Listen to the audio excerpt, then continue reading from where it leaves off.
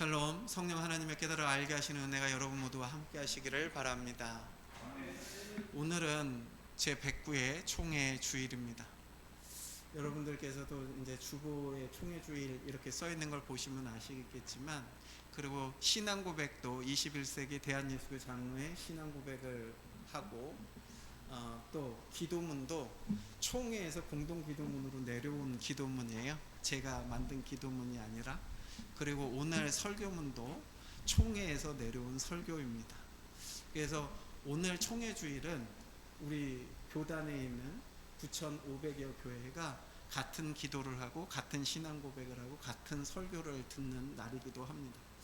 그럼에도 불구하고 설교를 원고 그대로 읽을 수는 없잖아요, 그죠? 그래서 제가 조금 변형하는 부분들도 있기는 한데, 그래도 예배 설교의 원틀은 우리 교단이 전체적으로 내년도 올해 총회 주제를 가지고 설교를 하게 되어 있습니다. 올해 총회 109회기 총회, 제가 작년까지만 해도 이제 주여 치유하게 하소서가 이제 총회 주제였고 교회 교육 주제이기도 했는데요.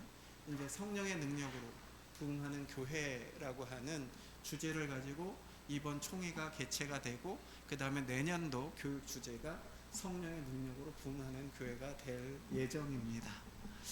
여러분들께서도 그렇게 알아주시면 될 것 같고요.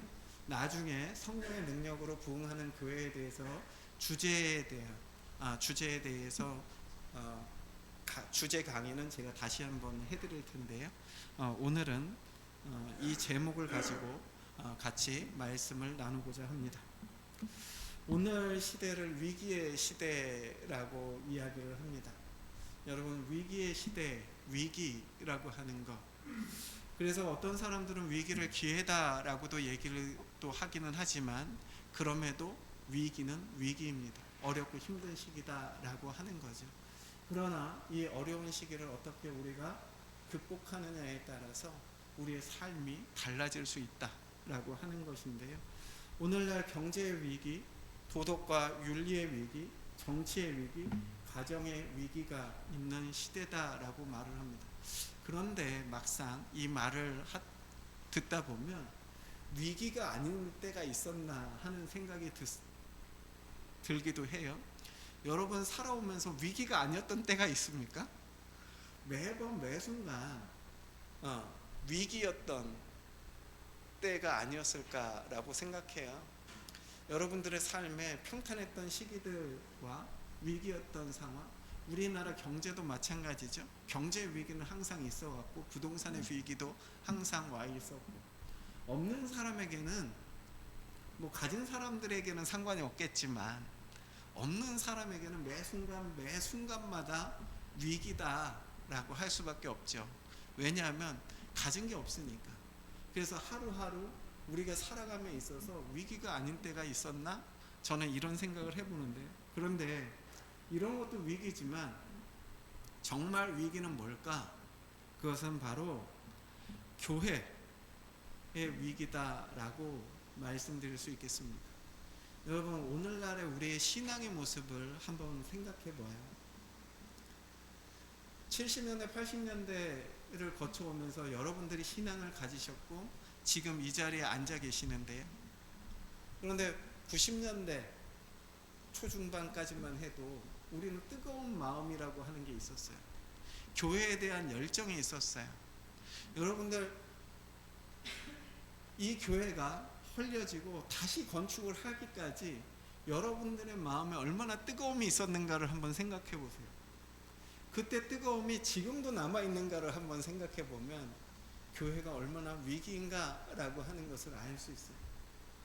우리는 그냥 시간 되면 시계바늘처럼 그냥 교회에 오고, 그 다음에 예배 끝나면 그냥 집으로 돌아가고, 그냥 어떤 면에서 보면 나에게 기쁨과 감격과 이런 것들이 사라져 있는 우리의 신앙의 모습을 발견하게 된다는 거죠. 특별히 코로나 이후에 모이지 않고 함께 하지 못하다 보니까 이제 서로 만나도 대면하고 뭐 그동안에 잘 지냈겠지. 뭐 이런 상태가 되어서 어떻게 보면 라오디게아 교회처럼 뜨겁지도 않고 차지도 않고 뜨뜻미지근, 이게 신앙이 있는 것도 아니고 신앙이 없다고 할 수도 없는 그러한 상태의 신앙들을 가지고 있지 않나. 여러분 스스로가 한번 생각해 보세요. 교회에 대해서 예배를 우리가 드리기 위해서 나는 얼마나 준비를 하고 나오나, 내가 하나님 앞에 기도하는 시간은 얼마나 가지고 있는가, 내가 하나님 앞에 교제하는 시간은 얼마나 가지고 있는가, 내가 말씀대로 살기 위해서 몸부림치는 것은 얼마나 내가 지금 몸부림치고 있는가. 옛날부터 우리나라에, 우리 교회에 두 가지 단어가 사라져 가는 것 같아요. 하나는 뭐 여러분들 다 아시겠지만 이건 교회뿐만 아니라 우리나라 사람들의 거의 모든 사람들에게 해당되는 것 같은데, 예전에 우리의 소원은 뭐라고 얘기했죠? 통일이라고 얘기를 했어요. 우리 분단국가로서 당연한 거잖아요. 그런데 어느 순간부터인가 이 통일에 대한 이야기가 싹 사라져 버렸습니다. 여러분, 우리의 소원은 통일이라는 노래 언제 불러보신 것 같아요? 꽤 오래됐죠. 기억에도 잘 없죠. 그러면 세상은 통일에 대해서 사라졌고 우리 교회는 통일을 위해서 기도하는 게 사라졌다, 이렇게 얘기할 수 있어요. 그러면 그 다음에는 하나 사라진 단어가 뭘까요? 교회 안에서 언제부턴가 잊혀졌던 게 부흥이라고 하는 단어예요. 여러분의 마음에 부흥이라고 하는 단어가 새겨져 있는가? 심령이 뜨거운가? 여러분, 부흥은 두 가지를 얘기할 수 있어요. 우리가 교회 외적인 성장도 부흥이라고 얘기할 수 있지만 가장 중요한 부흥은 심령의 부흥이에요. 내 마음이 뜨거워지는 거예요. 성령님의 은혜 안에서 내가 자연을 보면서도 감격하고, 내가 정말 하나님의 창조 세계를 보면서 야, 하나님께서 나와 함께 하시는구나, 내 삶을 되돌아봤을 때 하나님께서 나를 지켜주셨구나, 순간순간 매 순간마다 감격하면서 살아가는 거, 은혜 안에서 살아가는 거, 이것이 심령의 부흥인데 우리는 이 심령의 부흥을 잊고 살아간다는 거예요. 부흥, 언제부턴가 우리 교회와는, 나하고는 상관이 없는 말이 되어져 버렸어요. 그냥 남들 교회가 부흥하나 보다, 남들 교회가 커지나 보다.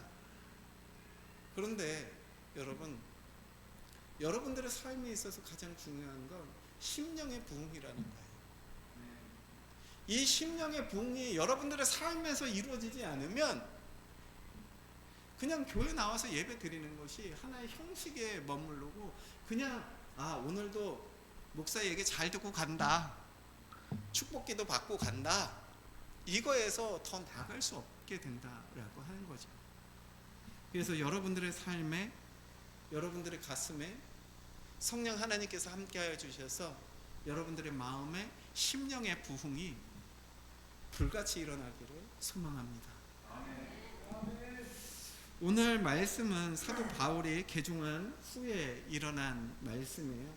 그래서 그리하여 온 유대와 갈릴리와 사마리아와 교회가 평안하여 든든히 서가고 주를 경외함과 성령의 위로로 진행하여 수가 더 많아지니라, 이렇게 되고 있습니다. 초대교회, 당시 초대교회의 모습이 어땠을까? 첫 번째, 온 유대와 갈릴리와 사마리아 교회가 라고 얘기를 합니다. 여러분, 초대교회는 우리가 흔히 얘기할 때 전도를 아주 열심히 했던 교회라고 생각하기 쉽습니다. 그죠? 근데 예루살렘 교회가 전도를 열심히 한 교회일까요? 전도를 하지 않았던 교회일까요? 예루살렘 교회는 전도를 그렇게 많이 하지는 않았어요. 그럼에도 사도들이 나가서 예수 그리스도의 복음, 구원의 역사, 십자가에 못 박히셨고 살아나셨고 하나님의 능력으로 우리가 죄사함을 받았다, 그 구속의 말씀을 전할 때 성령께서 함께하여 주심으로 3,000명, 5,000명씩 모여들었던 교회가 예루살렘 교회예요. 그런데 이 예루살렘 교회의 부흥은 사람들이 한 게 아니라 누가 하신 거라고요? 성령 하나님께서 하신 거예요. 성령님께서 해주신 거예요. 그래서 교회의 부흥이라고 하는 것은 우리가 하는 것이 아니에요. 우리가 성령에 충만했을 때, 성령님의 은혜 안에 충만할 때 비로소 교회가 부흥하게 된다라고 하는 거예요. 여러분들이 세상에 나가서 말씀을 전하는 것도 중요해요. 아주 중요해요. 그러나 그 말씀을 전하는 것보다 더 중요한 것은 내가 성령 충만함에 있느냐라고 하는 게 더 중요하다는 거예요. 내가 성령 충만함으로 말씀을 전할 때 역사가 이루어지는 것이다. 내가 성령 충만하지 않았을 때 다른 사람에게 나가서 복음을 전하게 되면, 여러분 친절한 금자씨라는 영화를 보신 적 있나요? 거기에서 그 여주인공이 목사님인가 전도사한테 그러죠. 너나 잘하세요 라고 얘기를 해요. 여러분 그렇게 되는 거예요. 우리가 성령의 충만함이 없으면 우리가 세상에 나가서 복음을 전할 때 세상은 우리에게 너나 잘하세요 라고 밖에 얘기할 수 없는 상황이 되는 거예요. 그럼 무슨 복음이 전해지겠어요? 여러분, 그래서 우리는 항상 깨어 기도하고 하나님의 말씀으로 내가 충만한 삶, 은혜 안에 충만한 삶을 살아가기를 항상 간구해야 한다라고 하는 것입니다. 그랬을 때 하나님께서 예루살렘 교회 박해를 통해서 복음이 온 각지로 전해지게 됐어요. 여러분, 교회의 특성이 뭔지 알아요? 오래된 교회들의 특성? 복음 전도에 대한 열정이 없어요. 왜 그런지 아세요? 그냥 새로운 사람이 들어오면 불편해요. 그냥 기존에 알고 있는 사람들끼리는 모여있으면 편하고 괜찮은데, 새로운 사람들이 들어와서 새로운 사람들이 많아져서 기존의 질서를 깨트리려고 하고, 기존의 질서가 내가 생각했던 질서가 어지러워지는 것처럼 느껴지는 거예요. 재직회를 하면, 아니면 뭐 자신의 의견이 반영이 돼야 되는데 새로운 사람들이 오면 자신의 의견보다는 새로운 사람들의 의견이 반영될 때가 많거든요. 그래서 그것 때문에 내 마음이 불편해지는 거예요. 실제로 그래서 그것 때문에 교회가 깨지고 교회가 흔들리는 교회들이 얼마나 많은지 몰라요. 나중에도 말씀을 드리겠지만, 오늘 우리 교회는 평안한가? 그러면 그 평안함이 어디에서 오는 것인가도 한번 깊이 생각해 봐야 된다라고 하는 거예요. 오늘 교회가 유대와 갈릴리와 사마리아로 퍼져나갔다라고 표현하고 있거든요.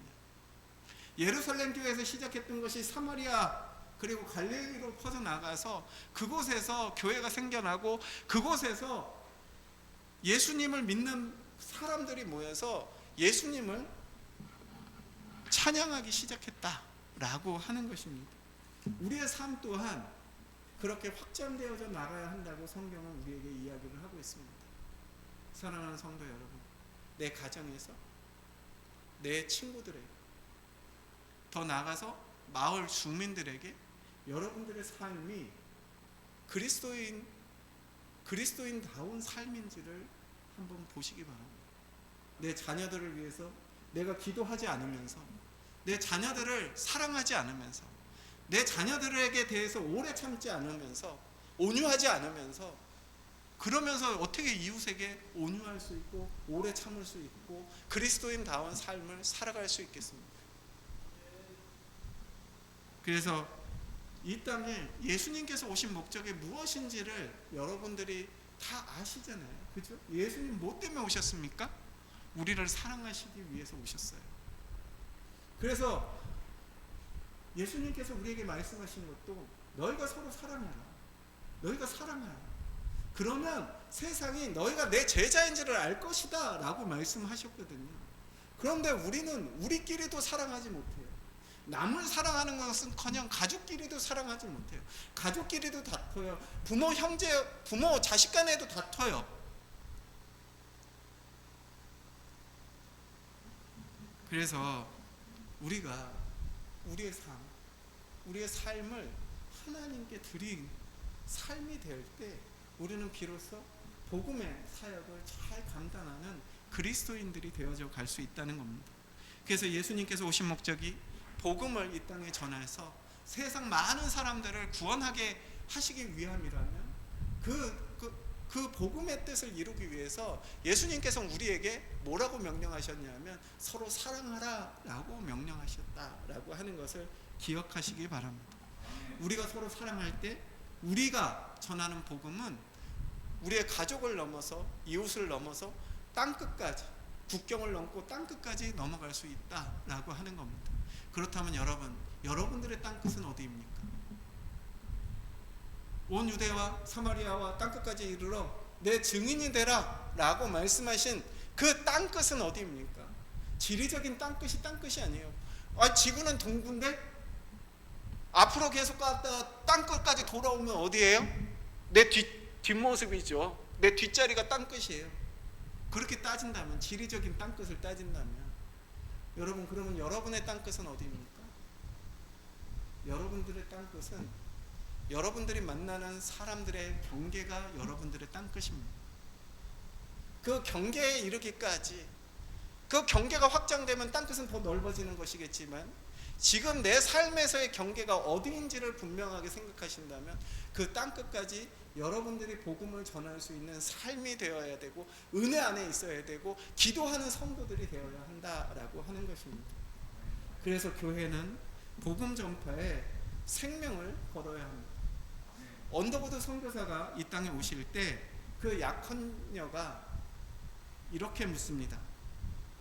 조선에 가면 무엇을 먹고 사나요? 언더우드 선교사의 대답입니다. 모르겠어요. 조선에 가면 그곳에는 병원이 있습니까?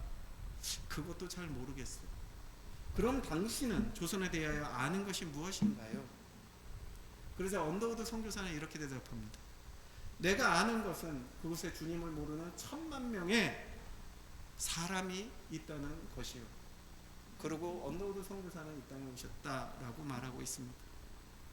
사랑하는 성도 여러분, 우리의 땅끝, 우리의 땅끝이 어딘지는 모르지만 그러나 그곳에는 우리가 예수님을 알지 못하는 우리의 이웃들이 그곳에 있다라고 하는 것을 기억하셔서 언제나 내가 복음 전하는 사역에 준비되어 있는 그러한 성도들이 되시기를 주님의 이름으로 축복합니다. 그 다음에 오늘 말씀에서 두 번째로 교회가 평안하여 든든히 서가고 라고 말을 하고 있습니다. 여러분, 든든히 평안한 교회는 어떤 면에서 보면 성숙한 교회의 모습입니다. 우리 해외 동포가 800만 이렇게 얘기를 하거든요. 해외 동포가 800만? 꽤 많은 숫자죠. 그런데 중국의 중국 사람들이 외국 나가 있는 사람들이 5천만이라고 해요. 5천만. 그런데 우리 800만과 중국 사람 5천만이 싸우면 누가 이길까? 뭐 싸울 일은 없겠지만 그냥 저는 우리 800만이 이길 거라고 생각해요. 왜 그런지 아세요? 네? 맞아요. 그 외국에 나가 있는 교포들이 중심으로 사는 그 지역에는요, 교포들이 나가 있는 지역에는 뭐가 있냐면 반드시 교회가 있어요. 교회를 중심으로 살아가요. 그런데 더 놀라운 건 또 뭔지 아십니까? 처음에 교회가 이민자들이 가갖고 교회를 세우잖아요. 그러면 교회에 더 많은 사람들이 오게 되겠죠? 성장해요. 막 성장하다 보면 거의 대부분 교회가 싸워서 갈라져요. 그래서 두 개로 모여요. 두 개로 분리가 돼요, 교회가. 그런데 외국 교회 같은 경우는 이게 싸워서 갈라지면 서로 자멸하는 경우가 되게 많거든요. 그런데 우리나라 교회들은 어떠냐면 서로 이겨야 되잖아. 싸워서 나갔으면 우리 교회 더 잘 돼야 되잖아요. 그러니까 서로 더 열심히 해갖고 두 교회가 같이 성장한다고 해요. 저도 들은 얘기인데 실제로 가서 본 거는 아니라서 잘 모르겠지만, 만약에 정말 그렇다면 여러분, 싸우는 건 안 좋아요. 교회가 분리되는 것도 안 좋아요. 그럼에도 불구하고 그렇게 어쩔 수 없이 분리되었다면 그 안에서 또 새로운 길을 찾는 것도 또 당연한 거라고 생각해요. 그런데 여러분, 평안하여 든든히 서가는 교회의 모습과는 좀 다르지 않겠습니까? 여러분들의 삶은 평안하십니까? 여러분들의 삶은 든든하십니까? 저는 교회를 여러분들의 삶으로 대치해서 들었으면 좋겠어요. 여러분들의 삶이 평안하고 여러분들의 삶이 든든히 서가고 있다면 교회는 당연히 평안하고 든든히 서갈 것이기 때문입니다. 여러분들이 모여서 교회가 되고 여러분들이 모여서 예수 그리스도의 지체가 되어져 가는 겁니다. 그런데 여러분들이 평안하지 않고 여러분들의 삶이 든든히 서가지 않는다면 교회는 당연히 흔들리겠고 예수님의 지체도 당연히 흔들리겠죠. 그래서 우리가 모이는 곳, 여러분들의 가정이 저는 항상 평안하기를 기도합니다. 여러분들의 가정이 항상 든든히 서가기를 기도합니다. 그리고 이 광천리, 이 마을도 1구, 2구 모두가 평안히 서가기를 기도하고 있습니다. 여러분 모두가 우리의 이웃들과 우리의 가정을 위해서, 우리의 자녀들을 위해서 제발 부탁인데 여러분들 가정을 위해서 많이 기도해 주시기를 바랍니다. 자, 그 다음에 세 번째를 주를 경외함과 라고 말하고 있습니다.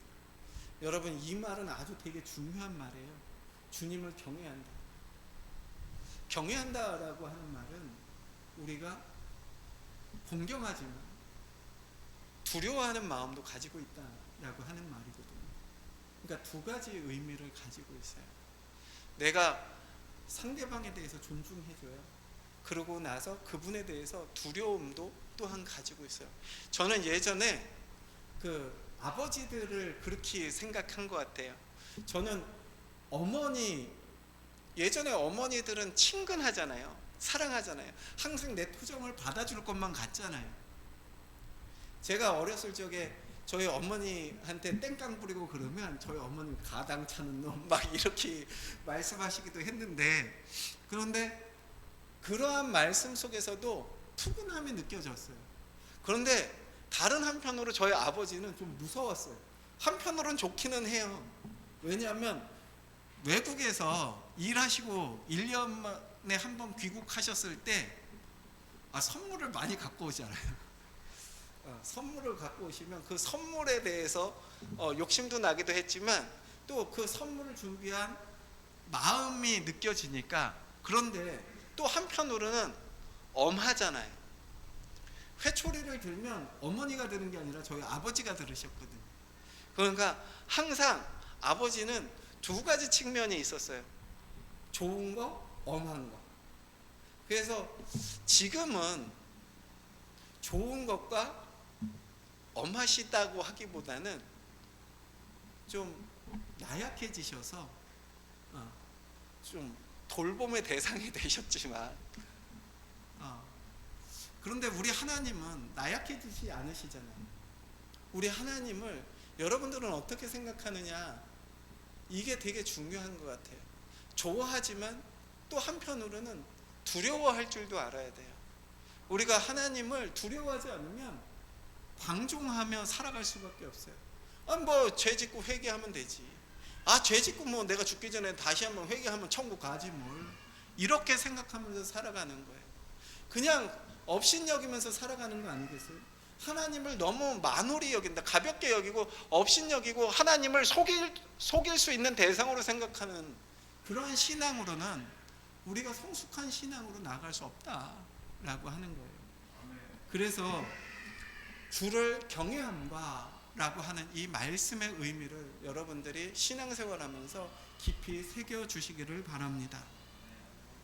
그 다음에 성령의 위로로 진행하여 라고 말합니다.